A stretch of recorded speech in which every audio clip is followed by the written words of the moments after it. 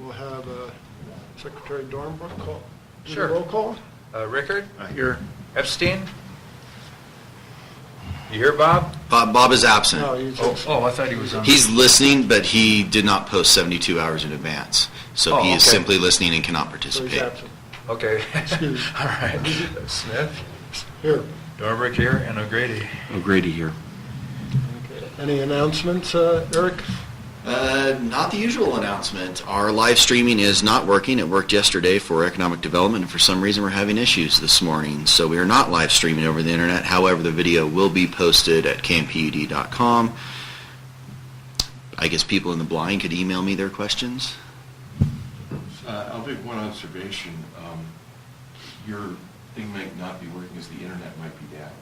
And when I got up here yesterday, it was down at my house, and I see a whole bunch of new networks available now that are available at my house. So I called Volcano, and you might start Volcano. Okay. Thank you. Did you catch all that, Drew? I did.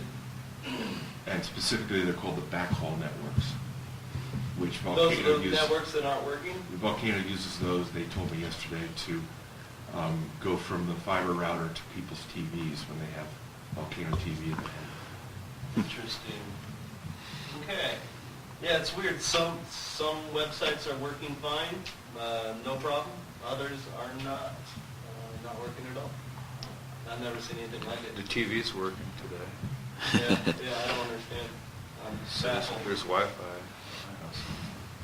Okay, well, we will move on despite the technical problems. There we go. Comments from the audience?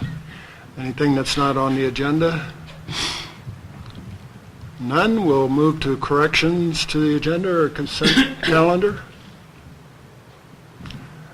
Moving on to number 6, the adoption of the consent calendar. This would be the approve the regular meeting minutes of October 13th, approve the special board meeting minutes September 3rd, approve the current consent for claims, and review receivable shutoffs report. I did have a audience question on, Nancy Trevitt has a question on the AR balances, so would you like to ask your question now before we approve? Sure. It's more of a statement than anything. KMA is on the list for $75. And if the district hasn't received the check, it may be my issue because I put the checks in a, envelope. You can see the address through it. And I've been known to put the checks in backwards. And that particular check I signed it before and sent it before the check later. And just so you know, we did receive $25 after I had already printed that. So it's really just $50 that we're looking for right now. Yeah, we received $25 after I had already Done that one? produced that. Yeah, Okay. So. But I know there's $75 out there floating somewhere, and Okay. maybe someday it'll show up. Thank you. Very good. So do I have a motion to adopt the consent calendar? So move. Second. Moved and seconded, all in favor? Aye. Okay, items for board action.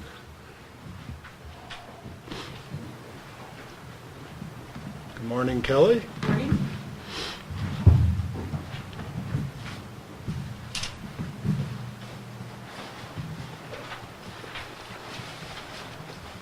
So we will start with the balance sheet on page 24. The only note I had to the balance sheet for September was the variance in restricted cash, and this is just due to the timing of the receipt of our RUS reimbursement loan funds. We did receive, or we did draw from our NRU CFC interim loan, but that happened in October. So we had originally budgeted for those funds to come in September in anticipation of paying in October, but we waited as long as we could so that we didn't have to pay as much interest on that interim loan. Other than that, nothing out of the ordinary to report for the balance sheet for September, unless there are any questions. Moving on to the combined income statement on page 26.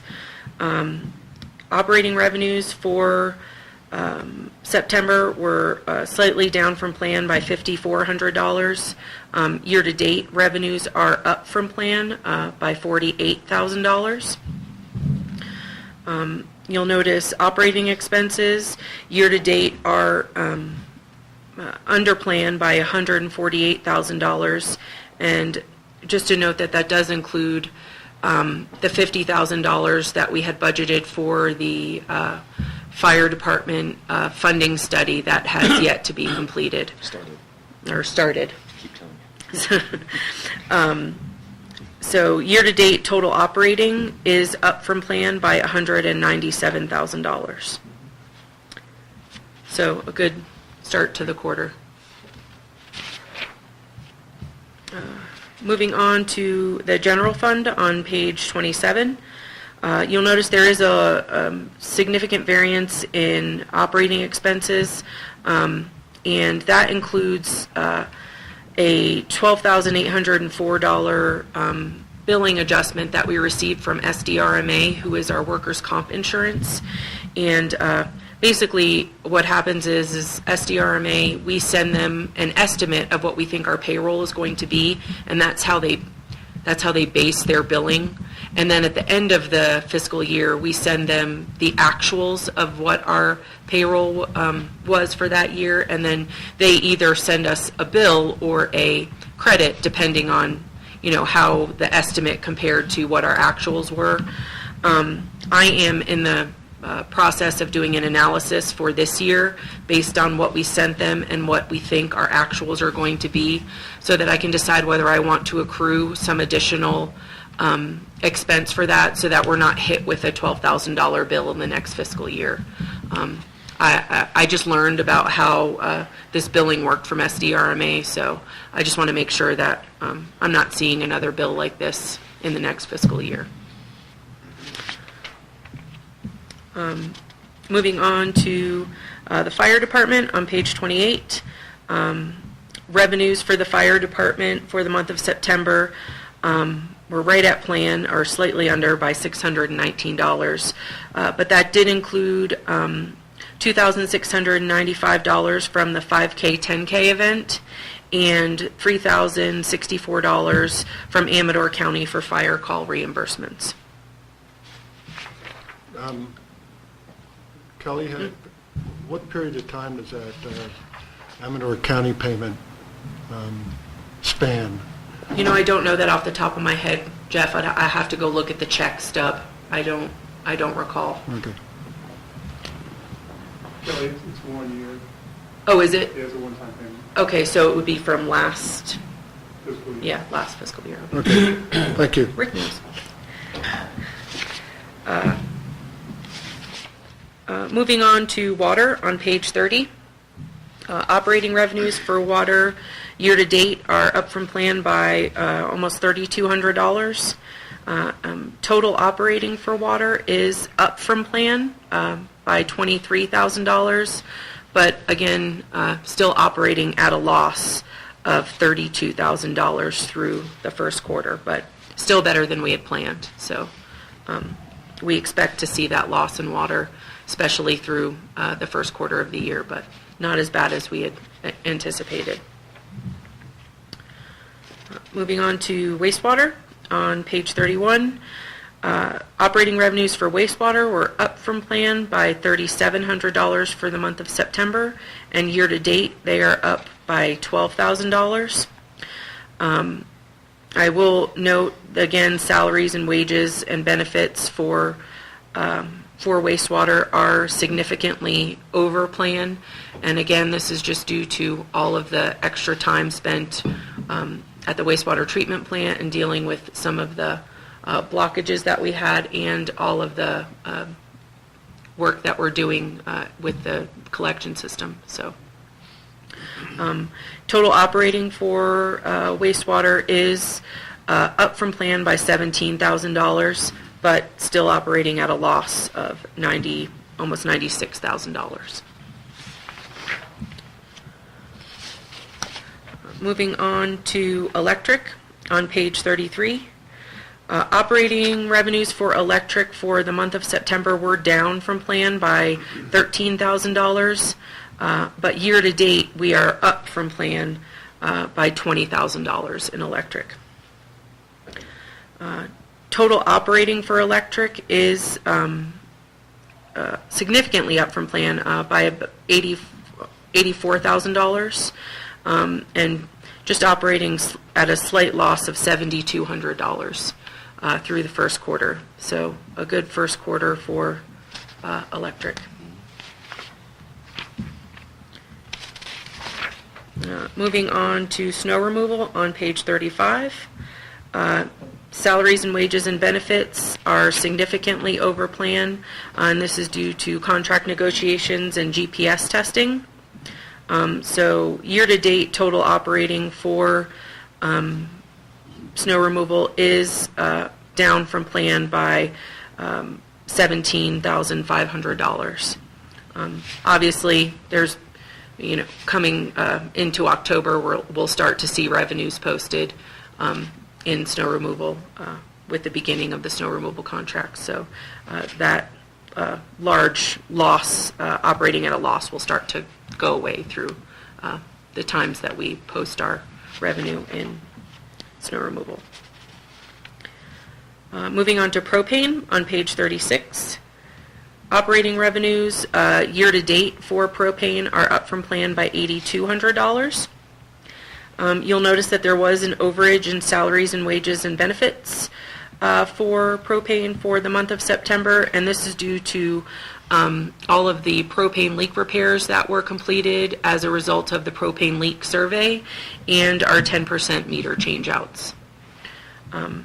Year-to-date, total operating for propane is slightly up from plan by $1,100. And that is all I have on income statements, unless there are any questions. So I don't know whether Eric will be addressing it later in the task force for fire, or in the general manager's report, but the deferral of the funding study hasn't been started for fire. It was not planned to start we were going to go out for RFPs in December, so it was never planned to start at this time anyway. Oh, okay. Okay, It was always December okay. to Yeah, pull the trigger one way or Yeah, the what we other. want to do is have 6 months to do the study, January through June. Okay. That's why we've been trying to figure out what we're going to do by then. Okay. Yeah. Okay, thank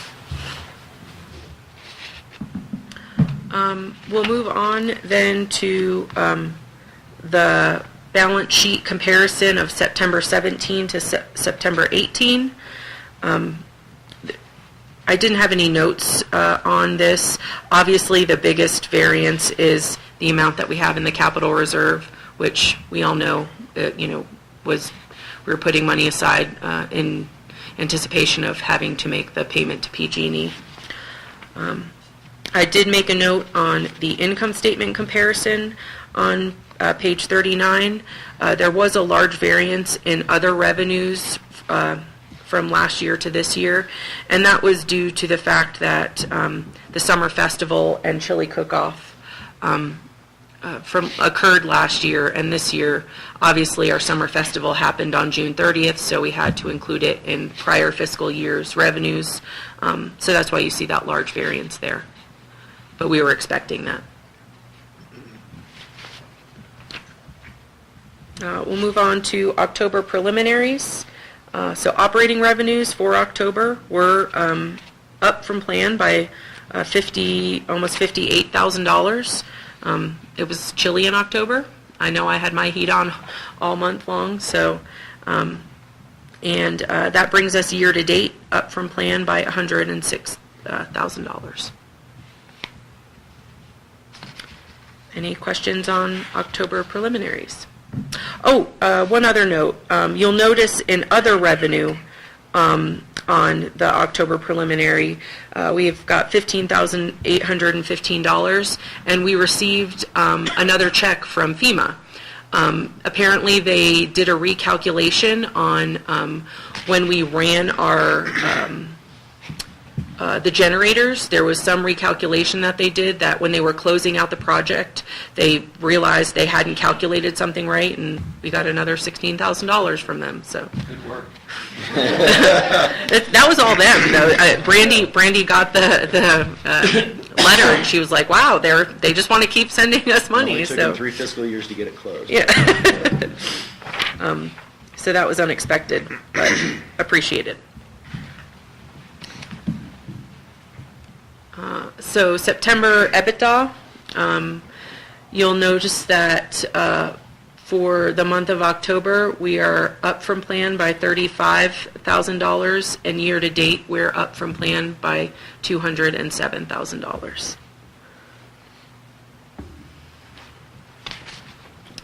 It's a good start. Just hope it snows. Yeah. They're saying now, hopefully, the week of Thanksgiving. Keep pushing it back a week at a time. I know. Okay, moving on to cash flow on page 41. So I did make some adjustments to the cash flow from last month to this month.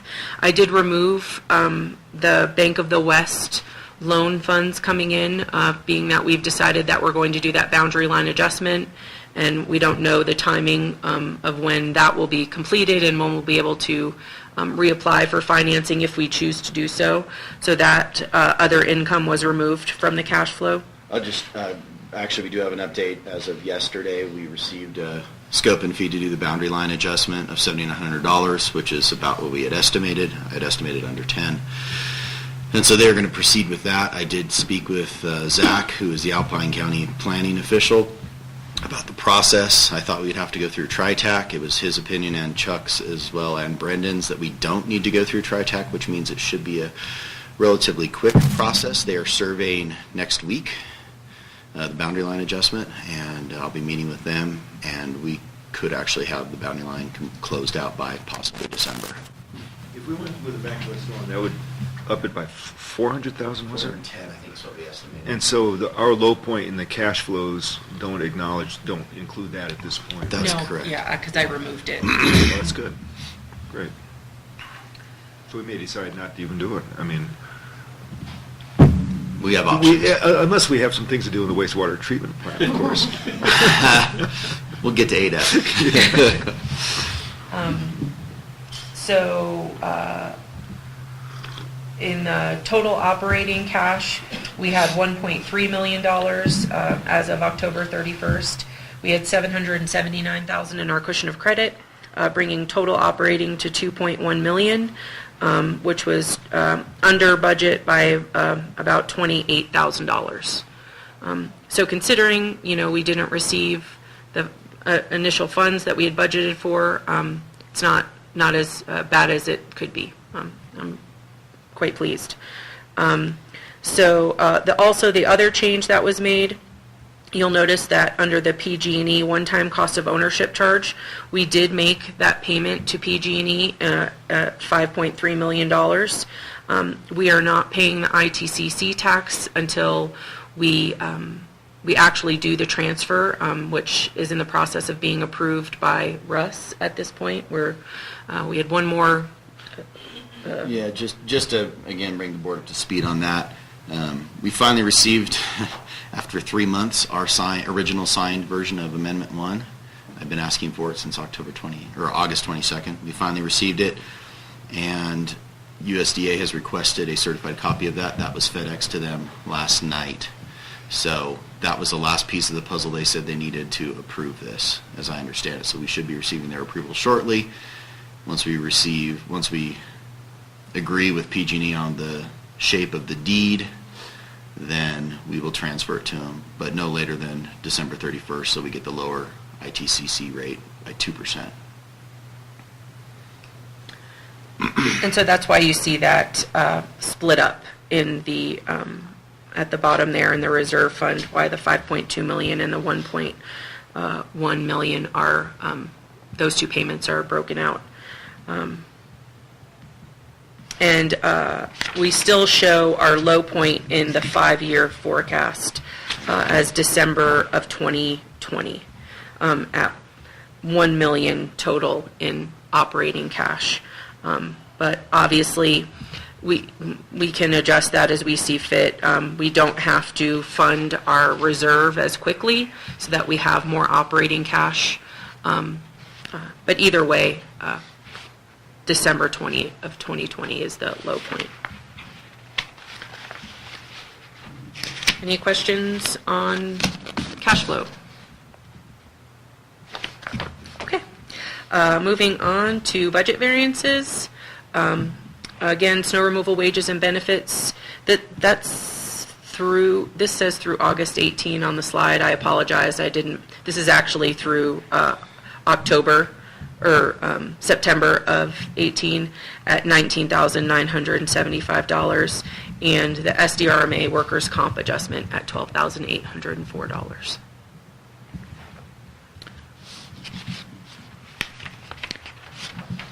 And that is all I have on finances. Questions?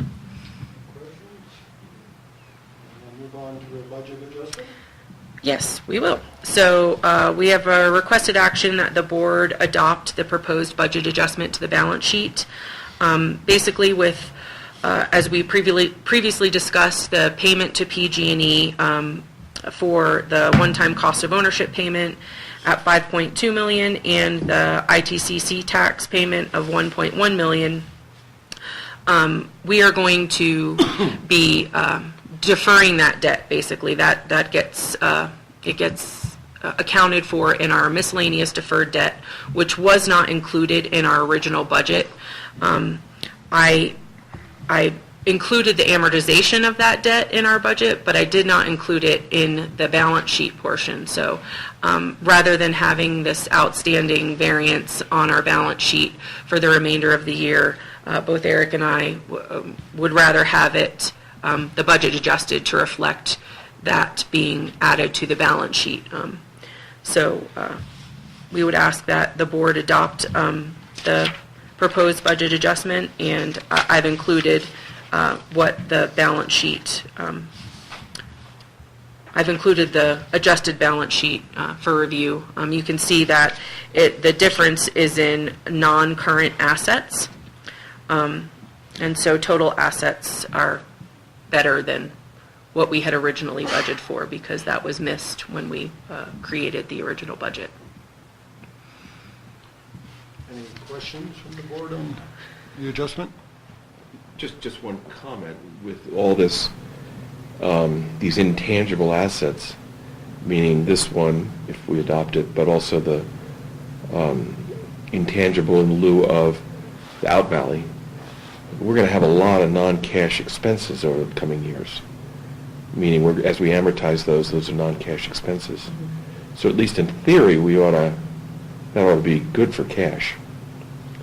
Yeah, I mean, the cash is left already, so it'll, No, cash generation, I mean, hopefully. I move we adopt this. Very good. Do I hear a second? I second that. Moved and seconded. All in favor? Aye. Aye. We'll move on to the employee housing rental rates. This staff report was originally left out of the board packet. It was included in the finance committee packet. Jessica emailed it to everybody this morning, so I apologize for that it was left out of the board packet. It's the same exact staff report that was in the finance committee packet. The only change from the last reporting of this was that we reached out to Pyramid Peak Properties to find out the average rental rates for an annual lease on comparable properties, comparable to our employee housing in the Kirkwood Valley. And I was advised that one bedroom, one bathroom apartment would go for about $1,000 a month, and a two bedroom, two bathroom apartment would go for about $1,500 per month. And this is both plus utilities. Pyramid Peak did also advise that these rates are even higher in the South Lake Tahoe area, and that these are rates for non-remodeled or upgraded units. And I don't know if Eric or Standish wants, or, Yeah, basically, we're not asking for any action from the board. The Finance Committee wanted staff to come back with a recommendation or a couple recommendations of what we're proposing, so we will do that at the next Finance meeting, and then it'll come back to the board with the Finance Committee's recommendation. So You the might finance want to get committee- some rates from the resort, what they charge for their employees. we included that in the last staff report. Oh, it was in there? So we do have those rates Okay, okay. from the resort. But the problem is their housing is not comparable to our housing. So that's why we reached out to Pyramid Peak for comparable housing. But we did get those Right. at the last board meeting was included. So I'm not Oh, familiar. finance, I'm sorry. This is like a new issue for me. Yeah, it was at Finance. I It wasn't up apologize. here. Either. It hadn't come up to the board yet. We're looking, what's the motivation? That we hadn't increased rental rates in employee housing since the building was built. Right. And the fact that employee housing wasn't covering its costs. So to make employee housing more self-sufficient, one of the ways to do that was to possibly increase rates for rentals in employee housing. And also, we made the decision to not allocate any G&A expenses to employee housing to help that become more of a self-sufficient fund. Well, I really look at employee housing as something that should be subsidized. It's so difficult to hire people here, given the current work marketplace and how expensive it is to get in, for employees to live here. The feeling is mutual, Peter. That we all feel that way. Okay. So, but This was Okay. these points were brought up in the finance committee meeting, so what It we're, just kind of surprised me that we're going, yeah. that we're looking at raising rates. Yeah. Well, one thing we asked Kelly and Eric to do is to, because I mean, what I think the general sense was that we don't want to do anything that would cause employees to make decisions not to be here. Right. Yeah, on the other hand, the net, well, I don't know, the question I was going to ask you, Kelly, is just on average for one of our one-bedroom units, on average, I know the utility costs will range. when I lived in a A lot high, one-bedroom, but- my utilities in the summertime were about $375 a month, and in the wintertime about $450. Currently, I live in a two-bedroom. I do my laundry. I live in the place. I'm not Right. I don't conserve. I'm not I live there. Yeah. So, and I live with somebody. So there are two people that live there in a two-bedroom, and my utilities are about $450 in the summertime and about $500 in the wintertime when it's really cold.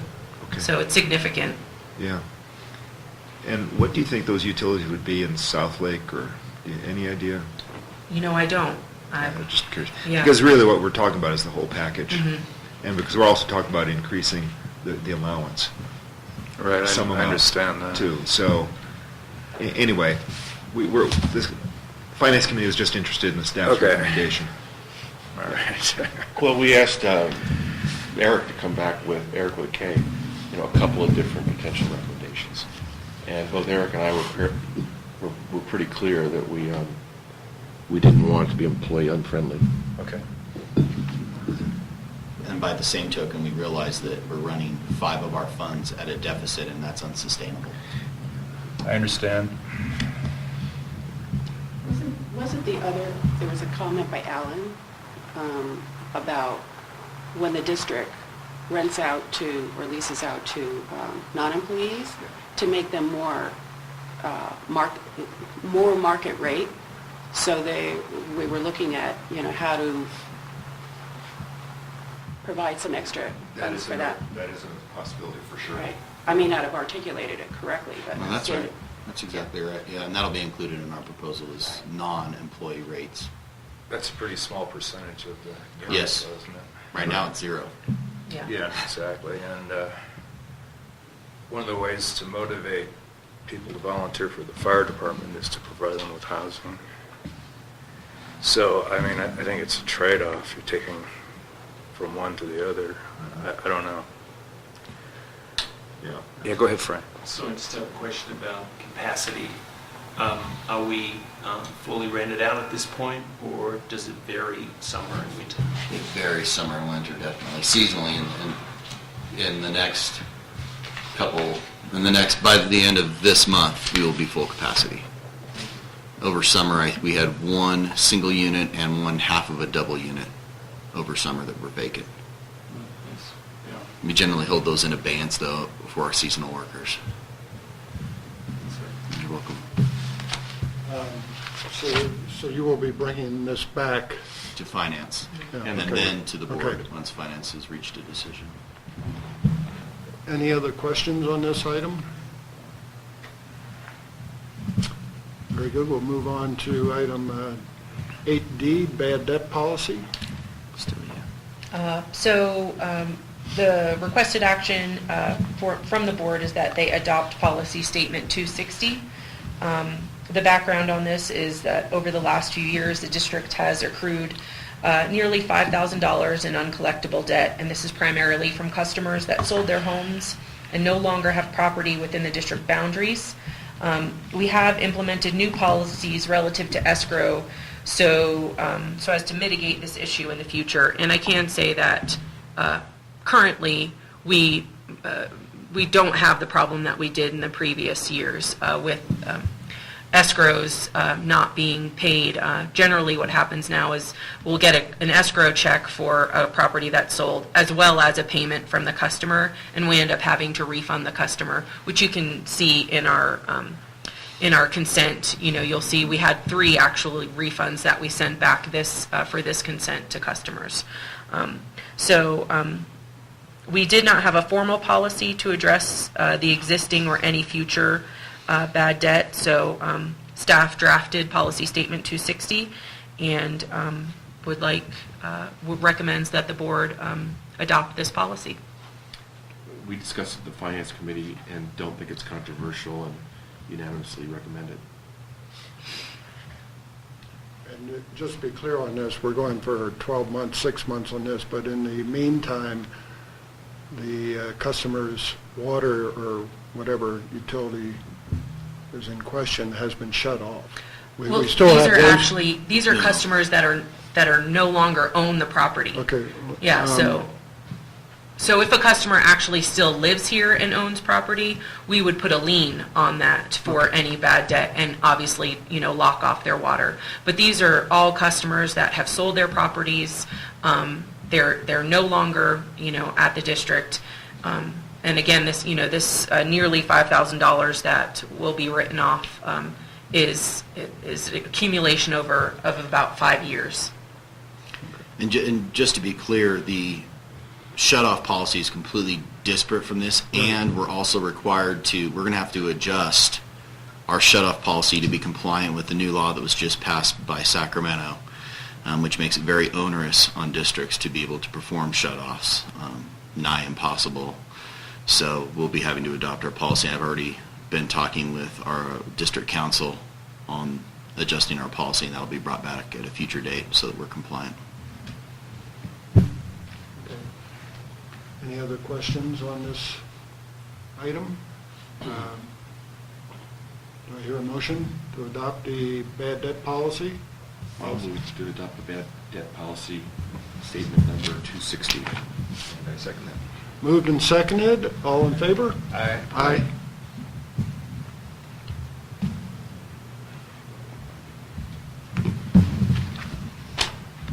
Thank you. Thank you. Thank you, Thanks, Kelly. Kelly. And we'll move on to 8E, performance reporting and aquifer levels. Mr. Ansel. The performance reporting is, of course, in your packet and on the presentation here. And really, for electric, propane, and wastewater, our numbers are what we expect. The one area that is a concern and/or we identified, which was unusual, I should say, not concerned, but more unusual, was water production. We were actually 21% in losses for water. And that is accounted for. We talked to the water superintendent and had him review and revise his monthly aquifer report that he gave me. And the initial report was estimating water loss due to water leaks. We actually had 2 major water leaks discovered in the last month, which I'll talk about a little bit later in the operations report. But between water loss, system flushing, we essentially used a lot more water than, or a lot more water was unaccounted for or not in the meter, so that's why we have the 21%. But other than that, like I said before, the performance reporting is as expected, and have any questions we have to answer.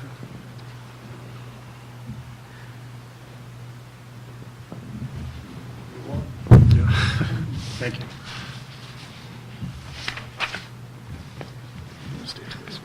Sure.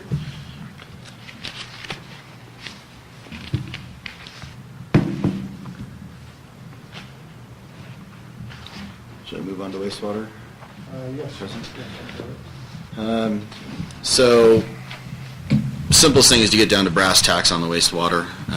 All the background, all the technical analysis are in the first 6 sections of the report included in the packet. The real meat of this is section 7, including the recommended projects, the decision matrix as to how projects were determined for priority, and potential phasing that could be implemented by the district to spread the costs over 5 years, which is the direction that came both of the budgeting process and of the operations committee. So you can see we have about a $3.7 million nut to crack to do. These are the projects that are necessary to allow people to continue to flush their toilet, and really there's no alternative. This is the bare minimum that needs to be done to keep that plant functional. So you can see what the estimated costs are over the next 5 years: $600,000 next fiscal year, 1.2 the following, 900, 560, and 340. The recommendation from staff will likely be that we include this in the next budget cycle, and in the interim we look at financing from RUS, which is the lowest financing. We won't qualify for any grants. The income in the valley is too high. They don't care year-rounders versus second homers. They look at a set number of connections for a median household income survey. So we would have to survey at least 50% of our customers, which puts us over the year-rounders. So it would push us over the MHI that they're looking at. And I've talked about this quite a bit with USDA. So the likely recommendation, we have already planned for a rate consultant to perform a rate study on water and wastewater beginning next fiscal year, retaining a consultant, having them start that. These projects would be included in any rate analysis performed by the consultant, such that the rate structure supported these projects. I'm happy to answer any questions. I know there's a lot of technical stuff in here, but for those that weren't in ops and haven't gone through it. A couple of questions. Sure. I read through the whole section on the ventilation and FPA 820. And what it says is the recommendations in the study do not address the NFPA 820 code requirements because it's not a law. It's not law, Right. So it's sort of a judgment thing. And it's cost prohibitive. Well, what I was just wondering is, are none of those provisions included? No. None of that was included. That was about another $1 million plus price tag to bring it up. I mean, it's a complete rework of the interior of the wastewater treatment plant. The way it's laid out is not conducive to that compliance. It was built 40 years ago. Well, And that's the openings through different area, from one area to another area. I understand and that. it's the proximity of workspaces to those areas as well. But does this have to do with the ventilation to the fans, the exhaust fans and so on, or is that separate? That's a slight component of it, but that's not very much of it, no. And are we going to include any of the ventilation. I can't remember if that's... It's in there. Okay, so we are including some of the exhaust ventilation or whatever, that we... Correct. Fresh air or whatever. Yes. Okay, Yes. okay. And then the other question I had was, if I can find the table, there was some, reading through this, being a layperson, can't keep the pumps and the filters and the basins straight, really. But there are some things that were, it's on packet page 82. For example, an air compressor number 1, it's poor condition but no recommendation. Is that because it's not necessary? We don't use it, or? I know there are 2 or 3, I guess a couple things that are in poor condition or failed, and yet there's no recommendation. I was just wondering, like aeration blower number 2. Right. Those are dealt with under general O&M on the wastewater operations budget as things occur. Okay. So when that would break, we would replace it. So it's not really part of the capital. It's part of more of the operations and maintenance side of things. Okay. So we'll run that to the ground, essentially. Okay. There's no rehabilitating at this point. It's you just run it until the wheels fall off and then replace it. And what does an aeration blower cost? I mean, is that an expensive item or inexpensive? Not knowing what models we use, it's probably less than a $15,000 item. Okay. Alrighty, thanks. I thought it was a really good report, by the way. Thank you. Thank you. The decision matrix is probably one of the most key components of this whole thing, and we went round and round with them on what staff felt was most important. So I would, if you haven't read it or read it in detail, the decision matrix in 7.2 is really important to understand how staff and the consultant came to their conclusions.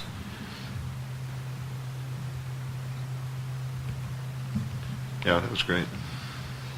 Well, I support the 2 directions you talked about, which is 1, including it in a budget cycle, and 2, exploring financing options.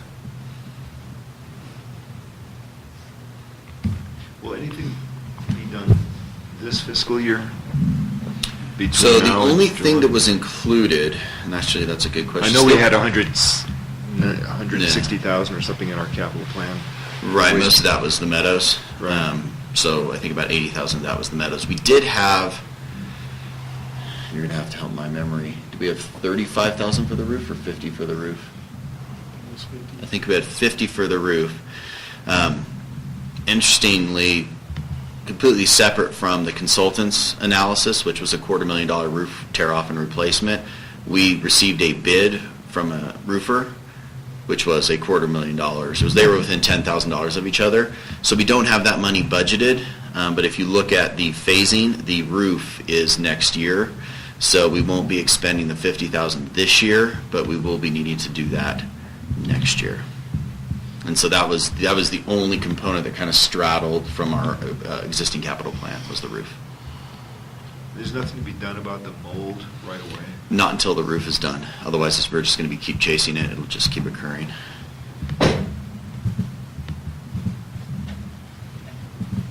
And that roof bid that was an excellent job, or bid submitted, really illustrated the issues on the roof itself. And I think it was in the operations committee packet, or was it finance? I think it was operations. Operations. Yeah, and that's one thing in the report, that they had 2018-19 fiscal year for those repairs. It really should be, everything should be bumped by a year so we can budget it. So just to be clear on that, that's the one mistake that I didn't catch in the final, is everything should be moved. So 18-19 should be 19-20, because we'll have to budget it next fiscal year. Any questions on the report? Let's be, just so we're clear, what's the next step on this? So the next step is to, 1, incorporate this into a rate study. And the rate study would probably incorporate indebtedness, not the actual capital cost. They would incorporate the indebtedness into the rate study in terms of the repayment of the loan, the annual repayment of the loan relative to our rates. Adoption of these capital projects into the budget for 19-20, and reaching out to RUS or any others, but really there's no others for us that give us as good a rate as RUS.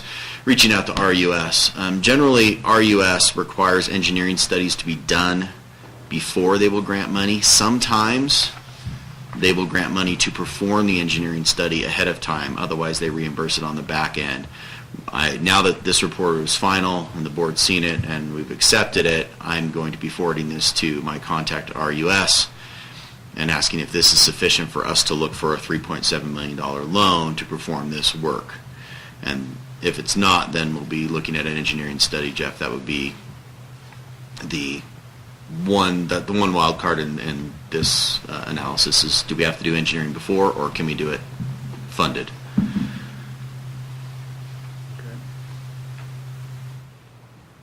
So if we do a rate study, I assume they're going to review our connection fees?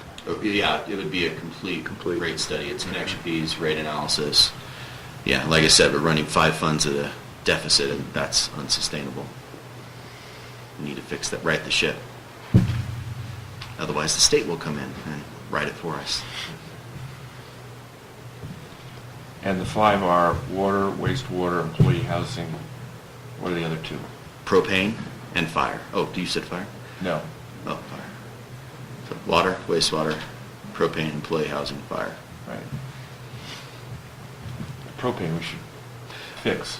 Propane, and so it's yes, and we talked about this briefly at finance. Propane, we will be bringing back analysis of connection fees here shortly to be adopted before the end of this fiscal year. Changes to the propane connection fee and rate structure, such that we start building reserves and can afford all these projects that we have to do. We're required to replace 10% of our meters every year. And we did budget for it in capital, but we just need to start. Things need to happen, especially relative to what we'll be talking about in closed session. So you're saying electricity is not one of them? I'm saying electricity, the tier ratios placed upon us by RUS are such that electric won't run negative generally. But that's with subsidizing That is property correct. taxes. That is correct. So really, that's not an accurate assessment. Except for the board pledged all the property Well, I tax to it. understand. Yeah. But I think if you want to be objective about it, property taxes were originally designated for non-enterprise functions. I know historically we've always used them for enterprise functions because our rates are so high. But I think you need to keep that in perspective when you're evaluating employee housing, and because that is really a non-enterprise function. Right, but for the next 34 years, Well, I I know, can't I know. unobligate that. But, I mean, maybe we should, rather than looking at lowering the kilowatt rate, we should look at maintaining it and using some of the property taxes for the non-enterprise functions like the fire department and employee housing. Might be more appropriate, I don't know. I think Something to consider. once we get the rate structures, hopefully, I mean, first of all, we have to get the rate structures adopted by the rate holders relative Sure. to water and wastewater. Sure, I only. understand. That's a 218 process. If that doesn't go through, I don't know where we go from there. Right. Because quite frankly, stuff will stop working and we won't have money to do it, and the state will come in and take control. Just look at Montecito and Westmoreland and all sorts of people that have had issues like that.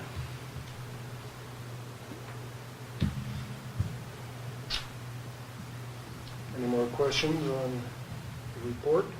Which I agree is an excellent report. It's not great news, but Honestly, I'll tell you, it's better than what I thought it was going to be. It was a relief to me. Yeah. Well, compared to building a new, whole new treatment. Honestly, I was expecting something significantly more expensive than that. Well, we'll see how things hold up. Yeah, right, exactly. They're out there teetering on the edge of extinction. So- Frank? So I do have a question. I haven't had a chance to review all of this report, but my one question is, in the out years where we're expending, significant amounts of money, is there an element of inflation that's built into this quote? So it will pick up additional cost increases when you're in year 2, 3, and 4? Yes, there's they use the California Construction Index, the CCI, and so it's out, and they use midpoint of construction to escalate their estimates. It's a back-end thing that wasn't included in the report, but when I reviewed their estimates, they included a CCI to midpoint of construction, which is industry standard. That's how I would do it. Any other questions? Well, very good. We'll move on to the next item, which is the GM report. So just a couple things. We have the, I know Peter's, I hope Peter's been through the Meadows since we finished them. Okay, good. Good. So I just wanted to show the board. So this is what it looked like last year across this manhole. You can see why we had inflow and infiltration issues. This is what it looks like now, same manhole. So that's where we are right now. And another manhole, you can see, again, standing water. You can see, if you look at the manhole closely, you can see it's been bumped off its center. That's from Vail's equipment hitting it. And now we have a nice concrete ring and graded around it, so that will hopefully mitigate those issues of them knocking our stuff off center and creating leaks. Generally, those are about 6 to 8 inch rings around that concrete of a depth between 8 to, actually minimum of 12 to up to, I think, 16 inches was the deepest we had. So overall, the project looks great. Once we get the first rain, we will do the hydro-seeding around those manholes. We're just waiting until that first rain and snow comes so the birds don't steal all the seed away and it actually accomplishes something. But you can see, there's no impact to the meadow aside from that little area around there. I think it's great. I mean, it's, again, a far better solution than I thought we would have when we first talked about it less than a year ago. Compared to elevating them a couple of feet. Yeah. You don't really, it's not apparent to the casual observer when they go out in the meadow. And every time I'm out there and I see people I don't know, I ask them, hey, what do you think about this? And first the question they ask is why? And I said, well, I'm the general manager at the district and I want to know, what do you think this visually how we did? They said, this looks great. I've not had any negative comments today. And that's just a random sampling of people every time I walk the meadow at lunch. So It's great. we did complete our roof repairs on this building as well as Lava Rock. We had a leak. I don't know if you all remember, we had water running down right there in those windows last year, and we had some flashing ripped off at Lava Rock. Both of those issues have been addressed by by a roofing company.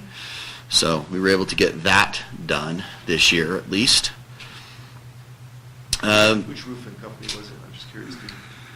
Kodiak. It was them or Centris or whatever I couldn't remember. Ended up being Kodiak. Yeah, so we ended up, Kodiak. Let's see, also this month we met with the new Amador Fire Protection Chief, White. He was the former fire chief of Sacramento, so we were able to meet with him and had a good conversation with him. One thing we did reach out to him on that Rick had been trying to get for some time was the ability to write tickets on the Amador side of things for people parked in front of fire hydrants. We don't have that authority currently in Amador County. We only have it in Alpine. We are on the AFPD agenda in November to go before their board and get their approval for that. So he jumped right on that. So very pleased with our meeting. Very interested in cross-training, working with us, etc. So a good meeting. Kelly and I attended Wednesday a financial manager seminar put on by CSDA that was very good down in the ghetto.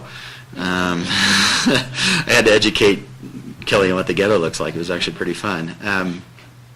So it was a good seminar. The first half of the seminar was what districts should be doing. Do you do this? Do you do that? And Kelly raised her hand to 95% of the things, and we were probably the only district that was doing everything that they were recommending. So it was nice to see that we are on the right track. I mean, we were driving back. We were both, wow, we're the only one that were doing all that. So that was good. We did find 4 out of 5 things that are required by law that we are currently not doing. So we will be bringing those back to the Finance Committee. They're simply policy adoptions and annual reviews of said policy. It has to do with an indebtedness policy, an investment policy. Even though we don't have investments, we must have an investment policy. So we're going to be bringing that back to Finance just so we come into compliance with that, those respective laws. If anyone cares, it's Government Code 53,600, and any of those subsections contained there. Thank you. I'm going to write that down. I'm waiting. So we're working on that. One other thing, to bring up, staff has been looking at surplusing equipment. And what we have that we aren't currently using, each of the departments has identified equipment that they would like to surplus. We have 3 generators currently in the wastewater plant. Now that we have 100% redundancy with the powerhouse, those are no longer necessary. There was some thought of keeping one of those. However, with the new CARB 4 regulations coming down the pike, we won't be able to bring those generators up, any of them, up to CARB 4. So we're going to sell them, surplus them all. We'll be bringing that back to finance as well for review of our surplus list and getting rid of those. We'll try and get rid of the boat anchor out there for $1, Peter. So if you want some more yard art, you can buy it from us for cheap. But we will be bringing that back as the district. And You couldn't sell it I tried to give it. online with parts? I tried to give it to Vail for $1, and they would They not didn't take want it back for parts. They may get desperate enough, but they're buying all the new fancy stuff. So, Well, they're getting stuff from Heavenly. right. Leftovers. And finally, we are having significant fleet issues. We were down 4 vehicles over the last 2 weeks. Our vehicle fleet is essentially as bad as our wastewater plant in terms of useful life. And so we're keeping them running on duct tape, baling wire, and bubble gum. But I don't know, we do have $60,000 budgeted for a propane electric vehicle. I don't know what we're going to have to do relative to these vehicles. We're keeping them running as long as we can, but I'm not terribly optimistic with having 4 down. We were really hurting. We ended up having to use Michael / Henny's old Silverado to do snow stakes. Well, unfortunately, the guys loaded it so heavy that the brakes are gone and the transmission's gone. Drew was having fun driving it the other day, so we're going to have to red tag that until that gets fixed. It's been one thing after another on the fleet, so we'll probably be bringing that for discussion back to operations to discuss what we need to do and start. I've directed staff to start looking for surplus auctions, talking to the various counties, see what vehicles they may have that they're surplusing that we might get another 5 years out of, even though they're done with them. So just wanted to make the board aware that that's coming down the pike as well. And on that happy note, any questions? So when you look for surplus items, can you only look in California? Can you look? I can look anywhere, but if I buy it out of state, I have to get California emissions put on it, and that's cost prohibitive. Right. Okay. Yeah. But we do. There's quite a few online auctions that I send to Brandy and Rick regularly that Amador Water Agency used. It's a company out of Redding, not Redding. Stockton. There's a couple of It's north, Red Bluff maybe. Anyway, they have a lot of stuff that comes up regularly, and we've been looking at what Alpine County surplus. Unfortunately, we missed that last surplus they did. That would have been a good time to grab one, but we didn't have it budgeted. So we'll keep our eyes open. I just heard yesterday that maybe BLM's got some vehicles from Bear Valley, Calaveras side. And then I've got a call into Brendan Van Bruges, who's the fleet manager at Meadows, the Marine Corps base down there. And they can dermo certain type of vehicles to us as well. So the feelers are out there, but so far nothing's come up. That's all for the GM. Any questions? Yeah, what kind of vehicles are we talking about? I mean, Pickups. Pickup. Predominantly. Yeah. Pickups and SUVs, yeah, but predominantly pickups. In a trailer. And that's my wish list. That's for capital projects. We really need a utility trailer that can handle our backhoe. Because right now, if we have to go to Out Valley or KM Green with our backhoe, they have to drive it on the highway, and it's 4 hours down and back, whereas I could do it in an hour if I had a trailer. Or 4 hours each way, and I could do it an hour with a trailer. So that's something we want to talk about on capital. We had it in the original capital last year. I elected to remove it because we just had too much other stuff in capital to do, but it's something we're keeping our eye out, especially for a used one, that we could refurbish. Very good. Any other questions? Move on to item 10, operations report, Rick. Yes, and in the committee's pack, on the very last page, page 101, is a ARCFA report, and that actually is a bad report, and this was actually due to, for the last several years, I would get the aquifer information from our superintendent, Derek, who would email it to me, and then I would have to place it into our network and then cut and paste and trying to figure out each monthly report. As of this week, thanks to Drew and Kelly, we're actually, the wastewater treatment plant is able to dial into the network and put the reports and information into the network, which is really going to help us out in the future. So thanks to staff for getting that done. But I had Jessica send Bob a copy of this report, and there's a paper copy for you all as well. And essentially our aquifer level is not doing so well. As you can see, the historical averages, last year at this time for aquifer 4.5, we were at 181 feet. Currently we're right around 147, 150. This could be possibly due to the usage. When we lost well 2, due to the hits that we got on well 2. It's been offline since October 13th, and so we've been relying on wells 4 and 5 to take up the void. Looking at last year's produced numbers, we're about 100,000 gallons. We produced about 100,000 gallons more this year than we did last year. But even with that information, we're still looking at a drop with our aquifers. The good news is well 2 has been flush tested several times and is about ready to be brought back online. The bad news is at well 2, the static starting number, or the static level in the aquifer itself has actually reduced as well. So even if we brought it back online, we could only probably run it for a couple hours and then have to rest it. Historically, the numbers typically will start to return back up starting in November, December. So we'll keep an eye on it, and it could be an indication that we need to rehabilitate some wells next year, and something that we'll be working on and bringing back to the committees and the board as well. What would rehabilitation of the wells do? Basically, you look at the screens, you look at the slotted screens, and you look as well as the other development screens.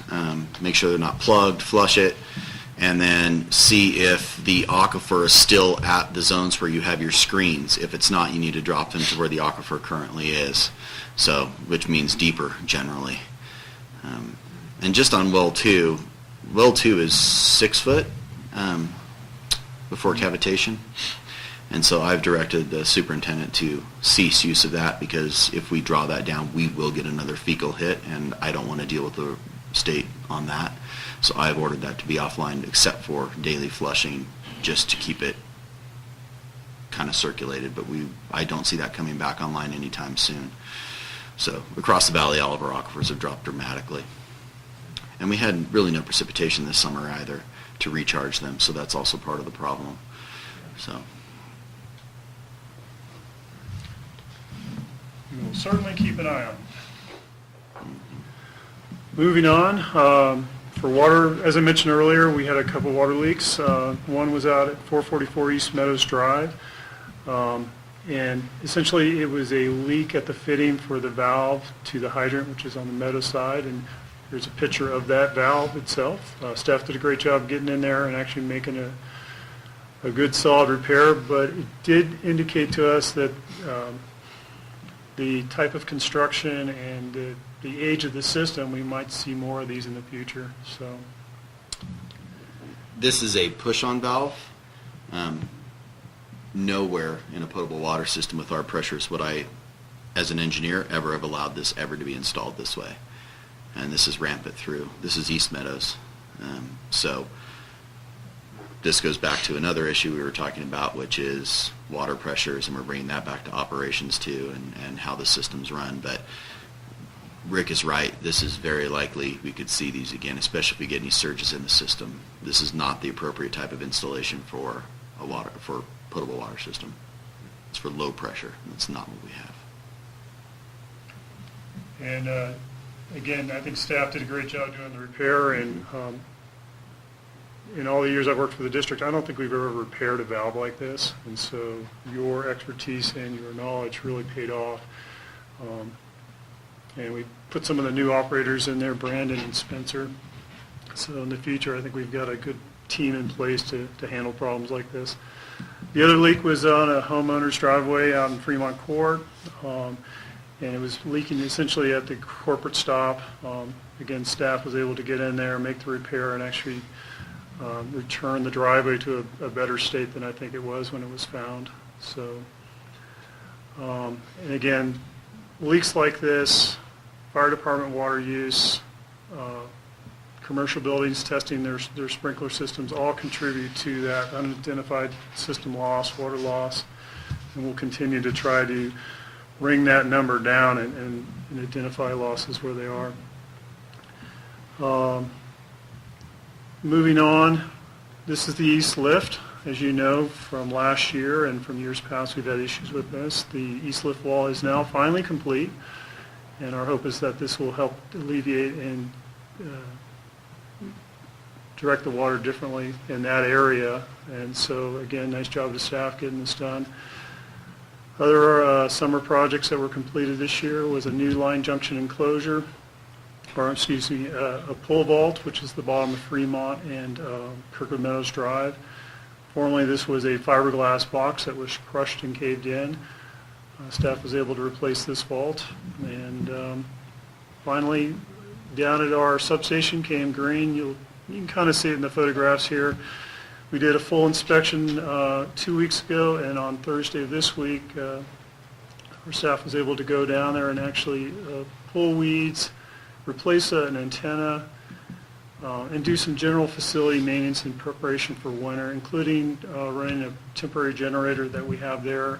In the event that we do lose power at the substation, we have a backup generator that we can plug in to create shore power to keep the facility warm. We have batteries, water down there and so forth, and of course controls. So, Who is our consulting electric engineer now? Do we have one?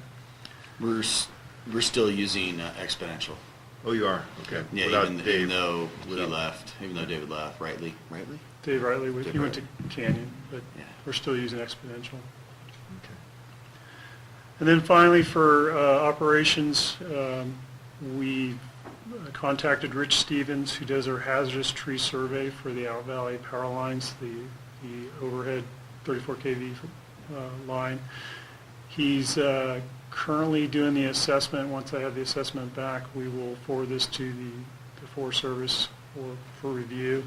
And I understand our former Forest Service representative, Sean McGinnis, has moved on. We just heard this yesterday, and I can't remember who the new representative is for the Forest Service, but of course we'll work with them to satisfy our work plan for the Out Valley project. Is there any tree that's obvious that needs to come down? Well, according to Ed, there's one, but I wouldn't call him a forester or tree expert. There probably is several. Ed Benson, who gave me a report, said it looked like someone had gone in and done some underclearing work between the substation and the line shack on the, I guess that would be the southwest side. But Steve Cannon will really identify any hazardous trees, any bark beetle issue type trees, and give us recommendations after that. And that concludes my How report. soon would we be able to cut trees? Steve said he could probably get out there in November. He's finishing up a big project with the Amador Water Agency right now, but he said November, early December, before the snow flies, he can get in there and It's do about stuff. the time we did it last year. Okay. Yeah. Just concerned with fire danger and our exposure, Right. considering what just happened in Butte County. You know, on the water leak issue, I reread the memo you wrote, the email you wrote to Jim Meadows. It seems to me that maybe that wasn't improperly built. We just changed from having a water distribution system to having the homes on a transmission system after well 1 was taken offline. Is that a correct understanding? No, that was improperly built. Push-on joints in a potable water system they're not industry standard. They're not, an engineer would, no. They should have been let's call a mechanical joint or a flange joint or a restraint joint. Those would have been even under operating pressures of 40 to 80, which is a normal range you see in most systems, you would never use a push-on joint. Thank you. So I have a question regarding that. So in the future, as more development takes place, so is that in the standards then that a developer would have to meet to be able to make it work? That's way in it should? standards that are currently being developed and being reviewed by ops. Electric propane's come through and then water, wastewater's the next go around. But yes, those will be included in there. Okay, thank you. Absolutely. Yeah. Anything else, Rick? Yes, sir. Any further questions? We're good. We'll move on to the standing committee reports. Eric, Planning Committee? Yeah, I just want to bring this up. We had a discussion with Dane Lotley? from CS California Special Districts Association regarding LAFCO representation. He thinks that the three public utility or special districts in Alpine County should request an elected member from one of those agencies to be a standing member of LAFCO in Alpine County, and explained that even though Alpine County is not very active in terms of LAFCO matters, it helps CSDA in their lobbying efforts in Sacramento, which are on our behalf for legislative actions that favor us or prevent them, that don't favor us. Anyway, there doesn't seem much of a downside. It might be a small fee, I guess. Agencies or entities that are standing members of LAFCO pay for the LAFCO costs. Right now, Alpine County's costs are total a maximum of $2,800, and so we'd be paying some portion of that if we joined it. So we recommended that we go ahead with that effort. We spent quite a bit of time on the district mission statement. I think we'll have another draft at our December meeting, and I think that'll tie it up. And I think we've addressed, hopefully, Peter, your concern, as well as a couple other matters. That was a strategic goals part too, as well. I think that's what we covered. We decided we should continue to have the summer festival on our topics list, since how it's run and who's running it may change a bit, with an attempt to get HOAs and KCA and Frank's organization a little bit more involved in the planning of it. So we agreed that we would have that as a continuing topic. Anything else, Judy, or that I'm... Very good. Standish, Finance? I think the only thing we haven't covered is getting the USDA RUS loan in our bank account and paying off PG&E and getting the deed signed. And then the Out Valley assets between KM Green, I think it is, and Salt Springs will no longer be ours. And hopefully that'll happen soon. That's it? That's it. Operations, Peter? The only thing we didn't discuss is we placed an item on our agenda for the next operations meeting, which is going to be November 28th, to come up with an additional database for tracking snow removal. This would be a mechanical type base, and we're putting it to staff to come up with some recommendations so it would be operator friendly. This would be to augment GPS, not replace it. Time-based, right? Yeah, that's what I'm saying, time-based, yeah. You said mechanical. Well, that's how a mechanical way of measuring the Right. time. It's more specific. Anything else? No, that's all from operations. Personnel Committee met on October 25th. We reviewed GM staff and board training. And then we had a closed session where we reviewed employee salaries and wages and reviewed an employee discipline matter. No action was taken on any of the items. So we'll move on to item 12, temporary advisory committee report. Eric? Yeah, the committee, I guess, still exists. And the only thing I want to do with that committee at this point is once we decide the direction we're going to go in for the funding, I'd like to get them together and so that we tie that up and they understand what's happened and why, with the direction we're taking and why. We are in a discussion with Alpine County that I don't know exactly what to say. It's a bit more promising than I thought we would get from a discussion with the county, which might help our funding issue. But it's just way too sketchy to even talk about at this point. And so we definitely want to have a better idea so we can start discussing it here at the board, at the various committees in the board. I hope by next month, because I'd really like to, it could allow us to avoid triggering the whole special tax thing, or at least the scope of the special tax that we've discussed. And so if we could avoid that $50,000 expenditure, that'd be great. But, things don't necessarily move that fast. So anyway, things are a little bit up in the air, but a little bit more promising. I would just say a little bit more promising than I thought. Good news. Maybe. Okay, general discussion, board members. Anything?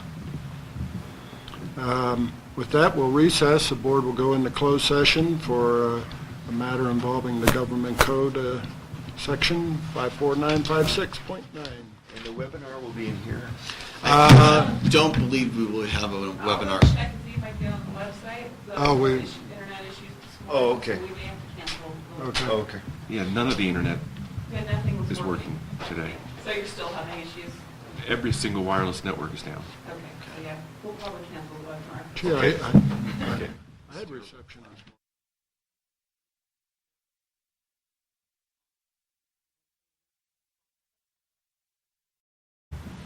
We'll adjourn the meeting at 9:46. Thank you, Jess. Jess, did you have the training? I still can Okay, get then on CSD.